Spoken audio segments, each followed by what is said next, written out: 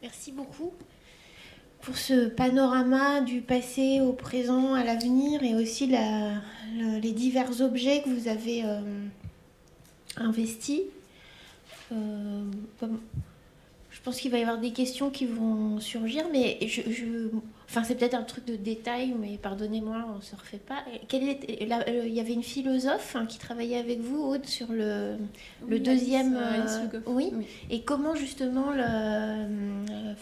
quel apport et quel concept évoluant dans les terres des philosophes elle a pu mettre au travail et éventuellement avec lequel elle a pu éclairer votre propre travail.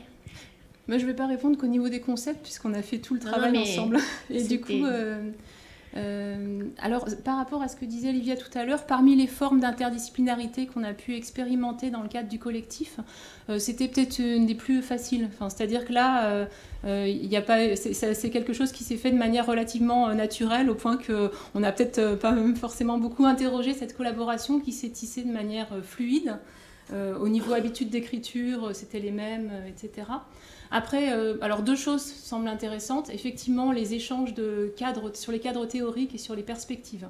C'est-à-dire que moi, j'étais plutôt arrivée avec une approche sur des ethnographies de groupes d'entraide, groupes de parenté et une analyse des relations professionnelles, famille, nourries par l'interactionnisme symbolique.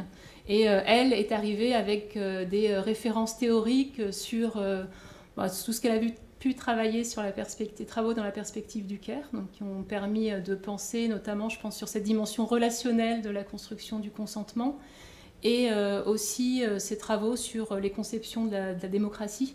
Et je pense que ça a permis c'est elle qui a par exemple pu faire le rapprochement entre ce travail d'accompagnement, ce travail de structuration des choix, d'orientation discrète, et les travaux sur la notion de nudge.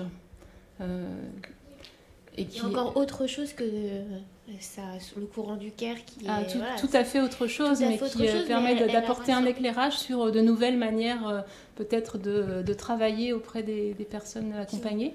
Donc c'est sur le plan théorique. Et sur le plan en fait de l'enquête, ce qui était très intéressant, c'est que c'était sa première en fait, enquête de terrain. C'était un moment dans sa trajectoire où elle avait envie d'accompagner un sociologue sur le terrain. Et là encore, ça s'est fait de façon assez fluide. Voilà, elle n'a pas eu de difficulté. Et elle a pris plaisir, je pense, à faire ce travail. Mais ce qui était intéressant, c'était de revenir sur... ça a augmenté la réflexivité sur le travail d'enquête de terrain. Un petit peu comme de manière classique, quand on travaille en binôme, on débriefe après être allé sur le terrain ensemble, etc. Mais peut-être là, de manière renforcée sur des étonnements, sur des... Et pardon, c'est l'heure de la journée, j'ai peut-être été inattentive. Cette recherche-là, elle est finie ou elle est encore en cours Celle-là sur les ESA est finie. Ouais, elle est finie, oui. D'accord. Merci. Et la prochaine, ce serait pour vous, ce serait vous, là maintenant. C'est non conforme. Ouais, pour tout. Ouais, d'accord. Et je donne le micro, mais puisque je vois pas de main se lever, je sais que dans non conforme, il y avait aussi un projet de formation ou d'aide à la formation. Est-ce que vous avez pu le nourrir ou le faire avancer, ou est-ce que finalement ça s'est... En fait, le projet non conforme, il a commencé beaucoup. Il rajoute une complexité de plus qui est la comparaison internationale, puisque c'est un réseau qui se constitue d'emblée avec des chercheurs chiliens et brésiliens, essentiellement. Après, il y avait aussi des Suédois, mais... et qui d'ailleurs eux, alors ça complexifie pas que parce qu'on rajoute l'international, mais parce que chez eux les disciplines ne sont pas exactement découpées de la même manière et le rapport... En fait moi, pardon, je vais finir ma première phrase, et donc l'activité de non conforme c'est d'abord concentrée là ces 2 dernières années sur la consolidation de ce réseau autour de la question de l'agitation et notamment de l'agitation des enfants. Et donc il y a des recherches qui sont menées dans les différents pays, qui étaient menées ou qui ont été menées, et on essaye de construire des cadres de réflexion communs. Et en fait, la formation est assez imbriquée à ça, puisque, par exemple, au Chili, c'est beaucoup des psychologues qui font des sciences sociales, en fait, comme une manière comme une manière de s'initier à la recherche.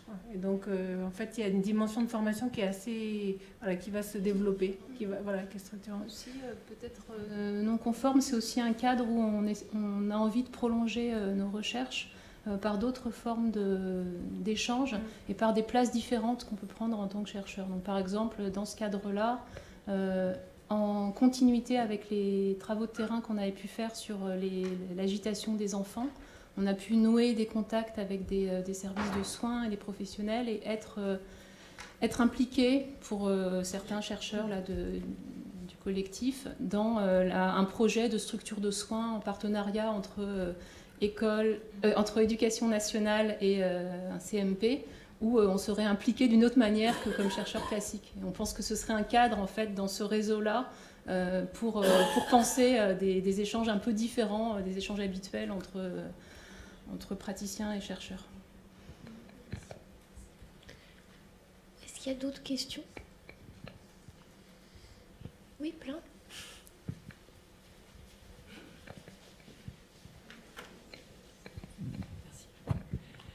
Merci à toutes les deux pour votre présentation. À un moment, je crois, vous parliez d'implication des usagers ou des personnes.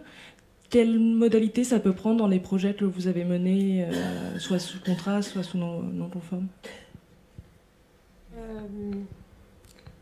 Par exemple, pour Contraste, disons la forme la plus active que ça a pris en dehors des...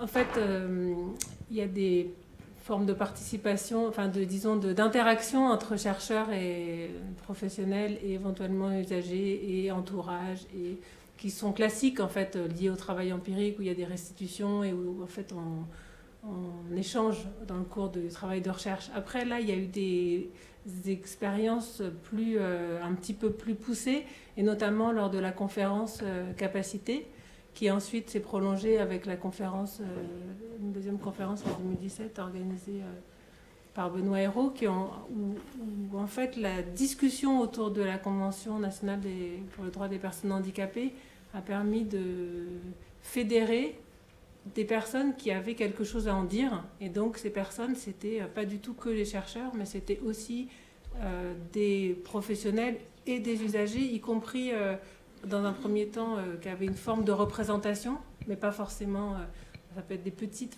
qui étaient représentants d'eux. Et puis ensuite, avec le projet Cap Droit, dont Benoît parlera sans doute, c'est ensuite développé, c'est ensuite a pris d'autres formes.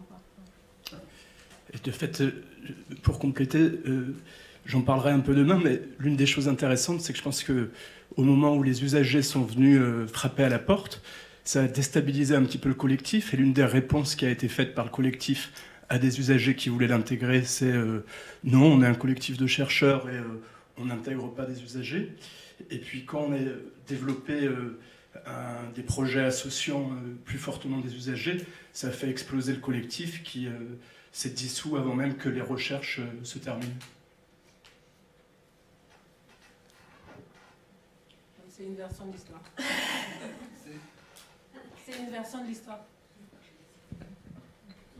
Il y a d'autres questions? Oui, c'était à propos du concept de consentement dont vous montrez bien qu'il y a sans doute... pour le coup, il y aurait à l'intérieur des recherches conceptuelles sur des distinctions à faire. On a le même genre de difficultés en santé mentale, en psychiatrie, avec le concept d'insight, c'est la conscience du trouble, où le modèle, la vision médicale, c'est avoir compris son diagnostic et connaître le diagnostic. Il y a des tas de patients qui ont une représentation très claire de leur trouble, mais qui n'acceptent pas le terme médical, la désignation médicale de leur maladie, et pourtant finalement et inversement d'autres qui acceptent un terme auquel ils ne donnent pas vraiment de sens. Ils savent que socialement on les étiquette schizophrènes, mais ça ne veut rien dire pour eux. Donc au fond, il y aurait des distinctions à faire sur la nature, tout un graduum de modalités de consentement et de modalités de conscience de ces difficultés. Juste très brièvement, bien sûr. Et en fait, c'était, je pense, un des intérêts de ce travail collectif pluridisciplinaire. C'était aussi les acceptions différentes de ce terme, y compris au sein des disciplines. En fait, le sociologue va assez rapidement avoir envie de dire oui, ben, le consentement, c'est un terme qui est utilisé par les acteurs. C'est important d'aller voir dans quel sens il est utilisé par les acteurs. Pourquoi ? Par exemple, dans l'étude de Nicolas Fourard, en fait, voilà, il arrive avec le terme de consentement et les acteurs répondent si ça leur parle, si ça leur parle pas. Ils disent ah bah oui, il y avait des choses qu'ils n'appellent pas consentement que peut-être quelqu'un d'autre pourrait appeler. Enfin voilà, il y a des enjeux autour de comment on nomme qui sont pris dans la dynamique sociale. Et bien sûr, ça c'est très intéressant à confronter avec ce qu'est le consentement pour le juriste ou c'est le consentement pour le philosophe. Ah bon, ça caricature un peu par discipline, mais...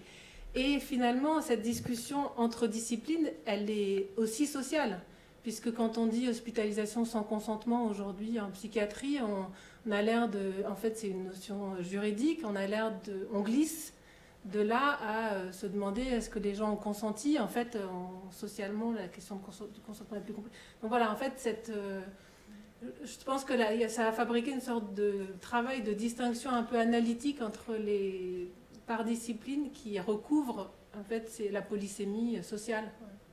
L'enquête auprès des ESA, c'était un bon exemple aussi de cette présence sociale, de ce questionnement. Parce qu'en fait, on est venu avec le terme de consentement en présentant la recherche, et on a tout de suite vu qu'en fait, c'est pourquoi l'équipe a investi notre proposition de recherche. C'est aussi parce que ce terme leur posait plein de questions dans un contexte où il y avait un travail donc de la part venant de la Fédération de services d'aide à domicile en question, de formalisation du consentement des personnes pour entrer dans ces prises en charge. Donc avec un plan de soins, la nécessité de faire signer des papiers dès les premières séances, et où en fait on a pu voir différents questionnements et différentes manières pour les intervenantes de terrain de définir le consentement. C'est des distinctions entre, pour moi, c'est pas le vrai consentement, et même, en fait, si je fais signer un papier, dans certains cas, ça va faire peur, et du coup, ça va nuire à la construction de la relation de soins, etc. C'est une réflexion de cet ordre. Pour approfondir encore ou déplacer un peu les mêmes questions, je me demandais si vous étiez, et comment vous avez répondu à la question du consentement à la recherche, pour les personnes sur lesquelles vous êtes allés en séance. Est-ce qu'il y a eu une discussion sur cette question-là? Et quand vous avez parlé donc des nouvelles manières de faire, vous avez parlé d'influence, tout ça. Bon, ça peut faire penser dans le cadre psychanalytique à l'ancêtre de la psychanalyse qui était la suggestion. Et donc, comment vous vous situez au niveau de la filiation par rapport à ces nouvelles manières? Est-ce que vous avez trouvé un cadre théorique et une filiation pour penser, conceptualiser ces nouvelles manières? Sur la deuxième question, je pense que c'est encore en construction, et peut-être je laisserai un petit peu le temps pour... peut-être on en reparlera d'autres fois. Je pourrais donner quelques pistes. Sur la question de la manière dont on a géré le consentement des personnes accompagnées, effectivement, nous, on était venus avec l'idée qu'on allait faire attention à notre manière d'entrer sur le terrain, qu'on avait demandé l'autorisation à l'équipe, aux professionnels de les suivre, mais qu'on allait aussi se présenter auprès des personnes accompagnées, voir si elles étaient d'accord, qu'on allait expliquer la recherche oralement, et on avait préparé un petit papier qu'elle pourrait garder, indiquant notre recherche, le pourquoi de notre présence, mentionnant un contact, etc. Et en fait, ça a été pris dans la réflexion sur comment on construit la relation, c'est-à-dire que dans plusieurs cas, la psychomotricienne ou la SG nous dit « là, sortez pas le papier ». Donc on a été prise en fait dans cette ambiguïté autour de la... Donc on a présenté oralement, on a rappelé qui on était, mais on n'a pas forcément sorti le papier. Ouais. Et finalement, juste pour ce qu'on avait fait, on avait fait un protocole, disons, de recueil du consentement au début de la recherche générale, qu'on avait fait viser par le comité éthique de Paris Descartes. Mais finalement, de fait, concrètement, ça a beaucoup dépendu des terrains. Et en fait, ce souci du consentement et de l'éthique de la recherche est négocié terrain par terrain, finalement. En fait, on a eu l'impression qu'il y avait une crainte de la part des intervenantes que notre présence, et si en plus on ajoutait notre papier, renforcerait la difficulté qu'elles avaient elles-mêmes à gérer de devoir construire une relation dans les premières séances en remplissant plein de papiers, en ayant le protocole, le plan de soins, etc. Donc cette idée que voilà, c'était intéressant aussi la manière dont notre présence s'est greffée là-dessus pour réfléchir à leur rapport au travail et à cette notion de consentement.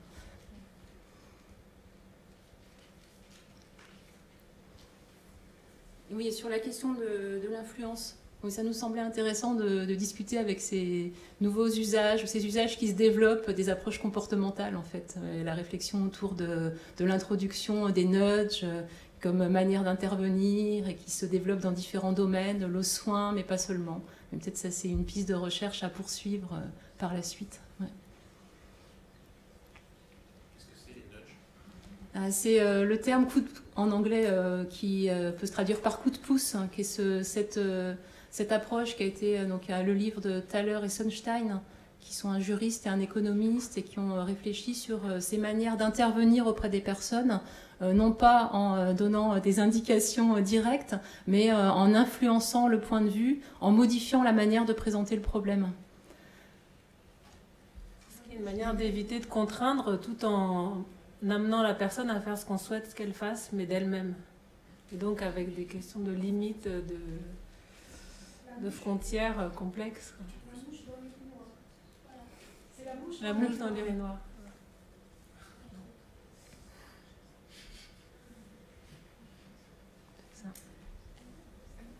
Moi, je suis vraiment très intéressée par ces questions que vous avez évoquées, qui sont celles, entre guillemets, de l'éthique de la recherche.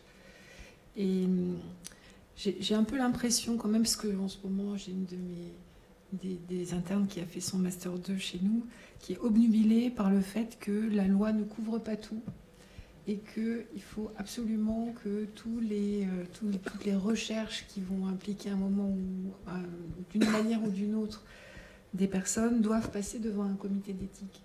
Et je pense que les comités d'éthique de la recherche aujourd'hui auraient besoin d'une sorte de méthodologie de travail et d'outils de réflexion qui les aident à structurer des grilles qui soient adaptées. Parce que là, ce qui est frappant, aussi bien par votre recherche que par d'autres qui ont été présentées aujourd'hui, c'est que on parle de consentement, mais seulement lorsqu'il est exigé dans un cadre normatif, alors que c'est bien de la même personne qu'on parle et qu'elle se retrouve de toute façon impliquée dans une action à laquelle, au départ, à laquelle elle se retrouve prise comme étant d'une certaine manière obligée d'y participer. Et donc je crois que ce serait vraiment quelque chose à creuser, ça. Comment est-ce que et sur quels arguments on pourrait justifier auprès de la société civile, et donc forcément il faut travailler ça avec justement dans le cadre peut-être de la recherche sociétale, comment est-ce qu'on pourrait établir des limites de ce qu'il est acceptable de faire vivre à des personnes qui n'ont pas conscience de ce dans quoi on les prend. Ce qui ne veut pas dire que je trouve horrible et insupportable et illégitime que vous ayez fait ces recherches. Et au contraire, je crois qu'elles sont tellement importantes qu'il faudrait travailler là-dessus.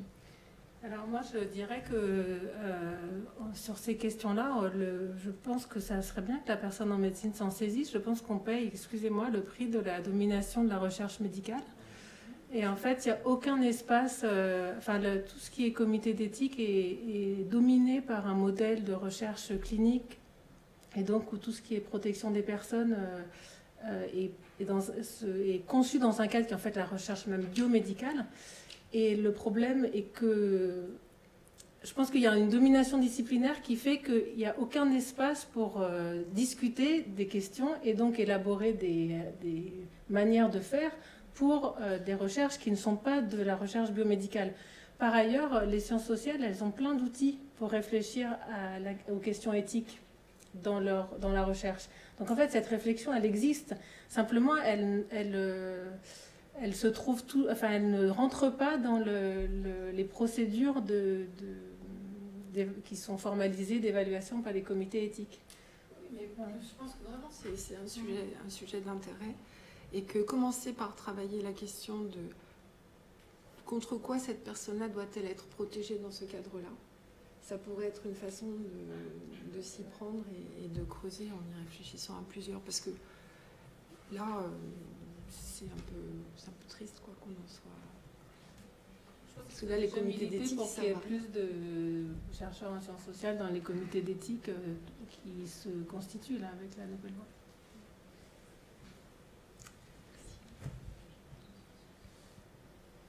Et encore, en fait, une petite question courte, car nous avons une autre échéance ensuite. Nous avons un spectacle, une mise en voix et une danse, un spectacle de danse. Mais allez-y, monsieur.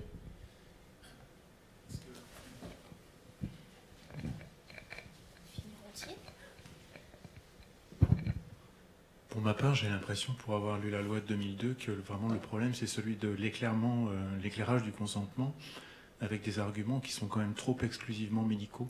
Donc je rejoins finalement un petit peu votre réflexion de tout à l'heure. De ce point de vue, par exemple, il est censé passer pour évident que le plus grand bien en ce monde, c'est la santé. Pas sûr. Il y a des gens pour qui... les gens qui roulent trop vite sur la route, par exemple, ne se préoccupent visiblement pas trop de leur santé ni de celle des autres. Il y a donc, je pense, dans l'éclairage du consentement, il y a un problème, c'est que l'argumentaire est exclusivement médical. Et je pense que pour le patient, il y a peut-être bien d'autres valeurs que celles-là, et qui ne sont pas vraiment prises en compte, ou peut-être un peu intimidées, en fait. Donc il y a aussi la question du retrait à tout moment du consentement, qui joue plus difficilement, évidemment, en psychiatrie qu'ailleurs. Et ça joue plus difficilement en psychiatrie, probablement, que dans d'autres domaines du soin. Donc effectivement, je rejoins un peu toutes les réflexions qui ont été dites ici à ce sujet. Merci.